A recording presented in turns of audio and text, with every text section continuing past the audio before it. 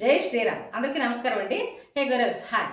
నిన్న ఒక ముగ్గురు నలుగురు గొర్రెలు కామెంట్లోకి వచ్చి చాలా దారుణంగా బూతు కామెంట్లు పెట్టారు, బ్యాడ్ కామెంట్లు పెట్టారు.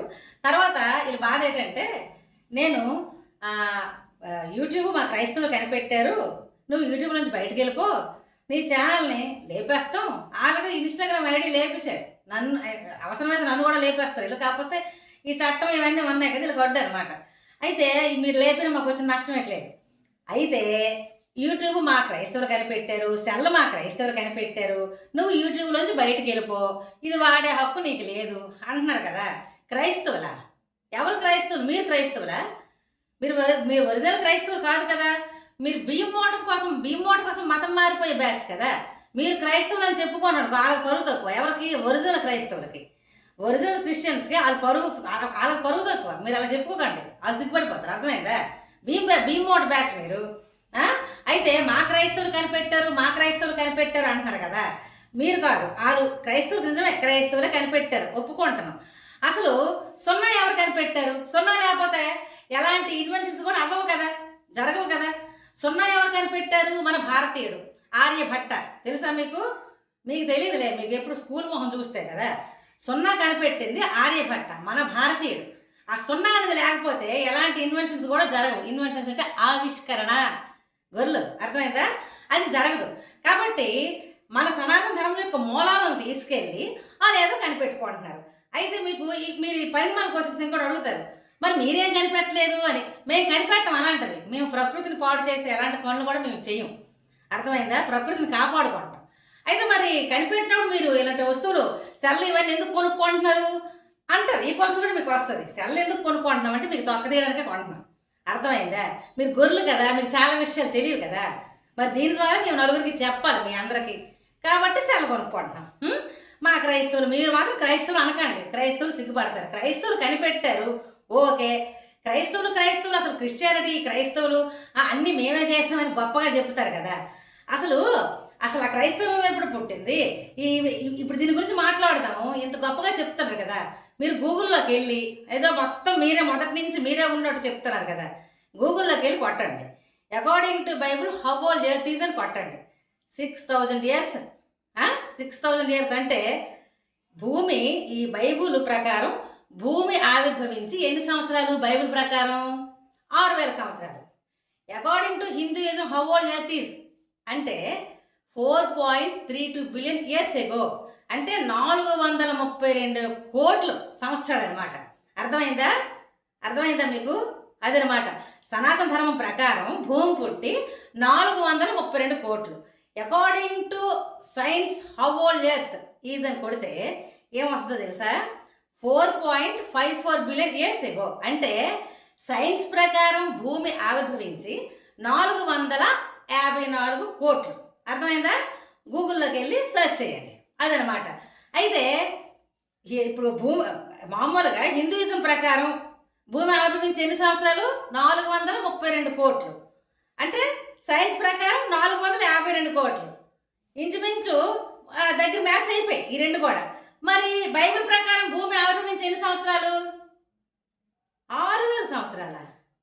432 కోట్లు ఎక్కడా? 6000 సంవత్సరాలు ఎక్కడా? ఇదా? What a pity. Holy Bible, the Holy Bible ఇది 6000 సంవత్సరాలేనా? ఇంతేనా? మరి సనాతన ధర్మం ప్రకారం భూమి ఆక్రమించి ఎన్ని సంవత్సరాలు? 432 కోట్లు. మీకు చదువులు రావు, మీరు ఏలుముద్ర గారు, మీరు అవేవి చూడరు. చదువు రాకపోయినా శంఖలో బైబిల్ ఎట్టేసి ఓ ఎగాదేగా పరిగెడతారు. క్రైస్తవులు కనిపెట్టేశారు అన్నీ సనాతన ధర్మం యొక్క మూలాలను తీసుకెళ్ళి కనిపెట్టుకొని బిజినెస్ చేసుకుంటున్నారు. ప్రకృతిని పాడు చేసే పని మేమేది చెయ్యం కాబట్టి అవేవి తయారు చెయ్యం. అర్థమైందా? అసలు సున్నా లేకపోతే ఏది లేదు. సెల్ ఫోన్లు, యూట్యూబ్లు, మిగతా వస్తువుల పేర్లు చెప్తారు కదా, ఇవన్నీ కనిపెట్టింది క్రైస్తవులే అని నమ్మిన మీరు, మరి మీ క్రైస్తవులు సైంటిస్టులే. భూమి ఆవిర్భవించి 454 కోట్ల సంవత్సరాలు అయిందంటే ఎందుకు నమ్మరు మీరు? అది ఎందుకు నమ్మరు? అంటే మీకు అనుకూలంగా ఉన్న మీరు నమ్ముతారు. అంటే మీకు భయం అన్నమాట. బైబిల్ ఎక్కడ ఫ్రాడ్ అయిపోద్దో భయం. చాలామంది క్రైస్తవ సైంటిస్టులు మీలోనే అవి బైబిల్ మీద డౌట్ వచ్చి అన్ని కనుగొంటే అవి బైబిల్కి విరుద్ధంగా ఉన్నాయని మీ క్రిస్టియన్సే, మీ క్రైస్తవులే చంపేశారు వాళ్ళని, మీ సైంటిస్టులని, మీ క్రైస్తవ సైంటిస్టులని మీ క్రైస్తవులే చంపేశారు. బైబిల్కి విరుద్ధంగా కనిపెడుతున్నారు. వాళ్ళకి డౌట్ వచ్చింది, బైబిల్ ఫ్రాడ్ అని డౌట్ వచ్చి కనిపెట్టబోతుంటే కనుగొంటే అవన్నీ చంపేశారు వాళ్ళని. అమ్మో బైబిల్కి విరుద్ధంగా ఉన్నాయి, మా బిజినెస్లు పడిపోతాయి అని. మరి అవి ఈ మధ్యన జరిగింది కదా. అంటే మీరు నిజాన్ని జీర్ణించుకోలేరు. ఎవడో తాగి చచ్చాడు కదా, మొత్తం ప్రభుత్వం పోలీస్ వ్యవస్థ అంతా మొత్తం ప్రూఫ్స్తో సహా చూపిస్తే అది నమ్మలేదు. ఎందుకంటే మీరు నిజానికి మీరు నమ్మరు. ఎక్కడ పాస్టర్లు అందరూ ఇలాగ తాగుబోతులు అనుకుంటారేమో అని దానికి వ్యతిరేకంగా చాలా నాటకాలు ఆడారు. అది మీ వల్ల అవుతుందా? నిజాన్ని జీర్ణించుకోవడం అలవాటు చేసుకోండి. ఎందుకంటే మీదంతా ఫ్రాడే కదా. అందుకు నిజాన్ని జీర్ణించుకోవడం అలవాటు చేసుకొని నిజాన్ని ఒప్పుకోవడం అలవాటు చేసుకోండి. అర్థమైందా? ఇకపోతే ఏమన్నారు, ఇప్పుడు అసలు మ్యాటర్లోకి వద్దాం. ఇదనమాట, అర్థమైంది కదా. బైబిల్ ప్రకారంగా భూమి పుట్టి ఎన్ని సంవత్సరాలు అయింది? ఎన్ని సంవత్సరాలు? బైబిల్ ప్రకారంగా 6000 సంవత్సరాల. మరీనా సనాతన ధర్మం ప్రకారం 432 కోట్ల సంవత్సరాలు, సైన్స్ ప్రకారం 454 కోట్ల సంవత్సరాలు. అసలు ఎక్కడ నక్కకి నాగలోకానికి ఉన్నంత తేడా ఉంది. మీరు ఇబ్బంది తిరిగి హోలీ బైబుల్, నాదొక చిన్న సజెషన్ ఏంటో తెలుసా? హోలీ దగ్గర అవి తీసేసి ఇంకొక లెటర్ పెట్టండి. అర్థమైందా? బాగుంటుంది, కరెక్ట్ సరిపోద్ది. అర్థమైంది కదా మీకు? మీకు అర్థమైపోద్దిలే. ఇలాంటివి బేగెక్కుతాయి మీకు. అదనమాట. అయితే మా యూట్యూబ్లోంచి వెళ్ళిపో. ఇప్పుడు మ్యాటర్లోకి వద్దాం. యూట్యూబ్లోంచి వెళ్ళిపో అన్నా కదా. అసలు మా దేశంలో మీకేం పని? ఈ దేశంలో మీకేం పని? మీకు ఒక మాట చెప్తానని చూడండి. మీరు ఒరిజినల్ క్రిస్టియన్స్లో మీరు ఫీల్ అవ్వకండి. నేను ఇప్పుడు కూడా చెప్పింది క్రైస్తవుల గురించి, ఒరిజినల్ క్రైస్తవుల గురించి, విదేశీయుల గురించి. మీరు క్రైస్తవులు కాదు. బమ్మి తేద అంటారు కదా, తలకిందులు తపస్సు చేసినా మీరు క్రైస్తవులు కాదు. మీరు బియ్యం మోట బ్యాచ్. మీరు బియ్యం బ్యాగ్ ఇచ్చిస్తే మతం మారిపోయే బ్యాచ్. అర్థమైందా? కాబట్టి మీరు క్రైస్తవులు అని గొప్పగా చెప్పుకోకండి. అన్ని కూడా సనాతన ధర్మం యొక్క మూలాలను తీసుకెళ్ళి కనిపెట్టుకుంటారు అంతే. అర్థమైందా? కాబట్టి కొంచెం మాట్లాడినప్పుడు స్కూల్కి వెళ్ళండి సరే, లేదంటే రాత్రి బళ్ళు ఉంటాయి కదా వాటికి వెళ్ళండి. వెళ్తే కనీసం చదువు వస్తుంది. చదువు వస్తే గూగుల్ అవి కొడితే ఏది ఎప్పుడు పుట్టింది అంటే మొత్తం తెలుస్తాయి అన్నమాట. భూమి ఆవిర్భవించి ఎన్ని సంవత్సరాలు బైబిల్ ప్రకారంగా ఇవన్నీ చదివితే తెలుస్తాయి మీకు.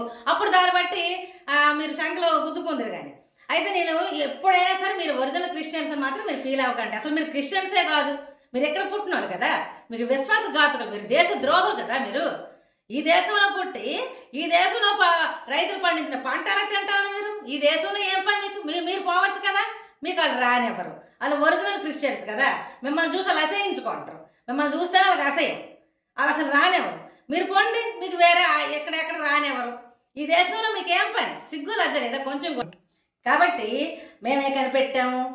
కనిపెడతారు రాదు సైంటిస్టులు. వాళ్ళు ఒరిజినల్ క్రిస్టియన్ల సైంటిస్టులు. వాళ్ళు ఇప్పుడు రీసెంట్గా కొంతమంది సైంటిస్టులు అయితే వాళ్ళు నాస్తికులు అయిపోతారు. బైబిల్ ప్రకారంగా అవన్నీ చూసి బైబిల్ ఫ్రాడ్ అని తెలుసుకొని అక్కడ వాళ్ళు కదా మరి నాస్తికులు అయిపోతున్నారు. అదే సైంటిస్టులు ఇక్కడ ఉండి కొంచెం ఏదైనా అటు ఇట్లాగా ఉంటే మొత్తం మన సనాతన ధర్మం నమ్ముతారు. కాకపోతే వాళ్ళకి అవేమి తెలియదు కదా. కాబట్టి వాళ్ళకి ఏది వేరే మార్గం లేక కనిపెట్టి బైబిల్ గురించి మొత్తం రీసెర్చ్ చేసి ఏం చేస్తున్నారు? నాస్తికులు అయిపోతారు బైబిల్ మీద నమ్మకం పోయి. కాబట్టి కొంచెమైనా విశ్వాసంగా ఉండి దేశం మీద కొంచెమైనా విశ్వాసం ఉంటే ఈ దేశంలో గాలి పీల్చుతారు, ఈ మట్టి మీద బ్రతుకుతున్నారు. కాబట్టి ఇక్కడ రైతులు పండించిన పంట తింటున్నారు. కాబట్టి కొంచెమైనా విశ్వాసంగా ఉంటే మళ్ళీ జన్మలైనా హిందువులుగా పుట్టాలన్నా కృష్ణ పరమాత్మను ఆరాధించాలన్నా అర్హత ఉండాలి. మీలాంటి వాళ్ళకి ఆయన చేరనివ్వడు. అందుకే అక్కడ పుట్టారు, ఆ విధంగా మారారు. మీకు అర్హత లేదు. కాబట్టి కొంచెం విశ్వాసంగా ఉంటే మళ్ళీ జన్మలోనైనా సరే ఆ కృష్ణ పరమాత్ముని మొక్కే ఛాన్స్ మీకు వస్తుంది. అర్థమైందా? ఇదే అనమాట నేను చెప్పదలుచుకుంది. పిచ్చి వాగుళ్ళు వాక్కండి, స్కూల్కి వెళ్ళండి, చదువుకోండి. చదువు రాకపోతే నేర్చుకొని గూగుల్ అవి సెర్చ్ చేసి అప్పుడు మాట్లాడండి. ఓకేనా? జై శ్రీరామ్.